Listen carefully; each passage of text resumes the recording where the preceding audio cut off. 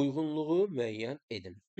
Belə ki, nəzər salaq, ərazidə bizə şelf düzənliyi, orta okean dağ silsiləsi və okean novları, yəni bunlar okean dibinin relyef alətləridir. Və biz bunlara uyğun gələn bəndləri müəyyənləşdirək.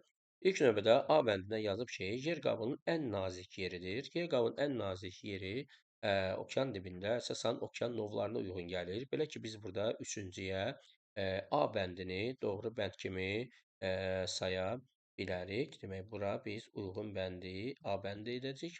Növbəti də divergent sərhəddə yerləşir. Divergent, yəni havaların ayrılma zonalarına uyğun gəlir və havaların ayrılma zonası okeanların dibində əsasən orta okean dağ silsilələrinə uyğun gəlir ki, demək ki, biz burada B-ni uyğun gəltirəcəyik ikinci bəndə.